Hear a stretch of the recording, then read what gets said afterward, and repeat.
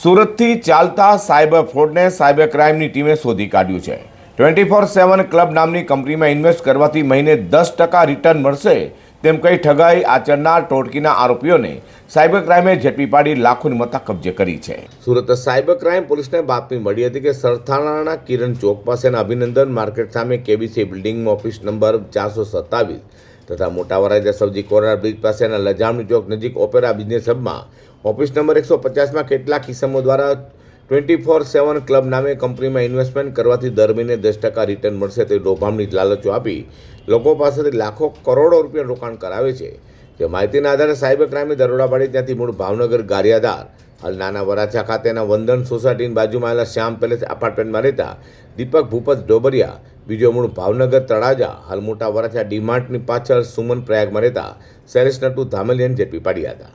Police આરોપીઓ પાસેથી 3 mobile phone, અલગ અલગ 10 ડાયરી, દસ્તાવેજી કાગળો સહિત 1,47,000 મુદ્દામાલ કબજે કર્યો છે। સાયબર ક્રાઇમ સેલ દ્વારા શહેરના સરથાણા વિસ્તાર તથા ઉત્તરાયણના મોટા વરાછા વિસ્તારની અંદર 2 કોમર્શિયલ કોમ્પ્લેક્સની અંદર રેડ કરવામાં આવેલ હતી। મળેલ બાતમીના આધારે રેડ કરતા કુલ સુરત સાયબર ક્રાઇમ સેલ દ્વારા આજરોજ ગુનો દાખલ કરવામાં આવ્યો છે, જેમાં મૂળ 2 આરોપીઓ દીપક ભૂપતભાઈ ડોબરિયા તથા શૈલેષ નટુભાઈ ધામેલિયા બંનેની ધરપકડ કરવામાં આવેલ છે। ગુનાની વિગત જોઈએ તો આ બંને આરોપીઓ દુબઈ બેઝ 24/7 ક્લબ નામની એક કંપનીના અંડર કામ કરતા હતા તથા એના માટે એક ફેક વેબસાઇટ બનાવેલ હતી।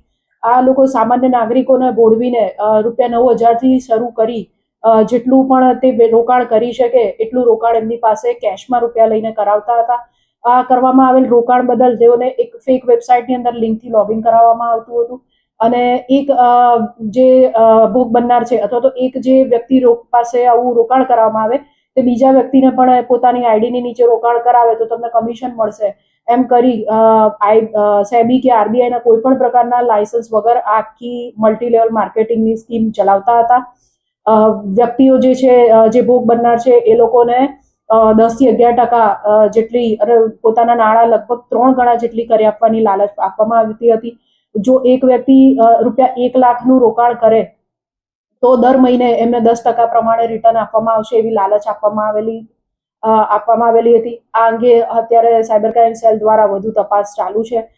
ભોગ બનનાર કેટલા લોકો છે, કેટલા રોકાણો આવ્યા છે અને આની અંદર બીજા કયા આરોપીઓ સામેલ છે, આ લોકોની આગળની એમઓ શું હતી વગેરે બાબતોમાં સાયબર ક્રાઇમ સેલ દ્વારા હાલ તપાસ ચાલી રહેલ છે।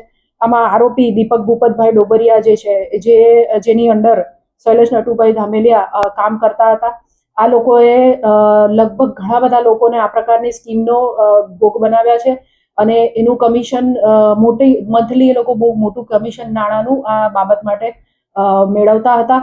સાયબર ક્રાઇમ સેલ દ્વારા આને લગત જે હિસાબોની ડાયરીઓ છે, લેપટોપ, મોબાઈલ ફોન વગેરે ગુનાને લગતી સામગ્રી પણ કબજે કરવામાં આવી છે, જે અંગે વધુ તપાસ અત્યારે ચાલુ છે। હાલ તો સુરતથી લોકોને ઇન્વેસ્ટના નામે 10% રિટર્ન આપવાની વાતો કરી લાખો રૂપિયા પડાવી લેવાના ચાલી રહેલા આખા કૌભાંડના સાયબર ક્રાઇમની ટીમે પર્દાફાશ કરી આરોપીઓ સાથે અન્ય કોણ છે તેઓને અત્યાર સુધી કેટલા લોકોને આવી રીતે ઠગ્યા છે તે અંગે તપાસ હાથ ધરાઈ છે।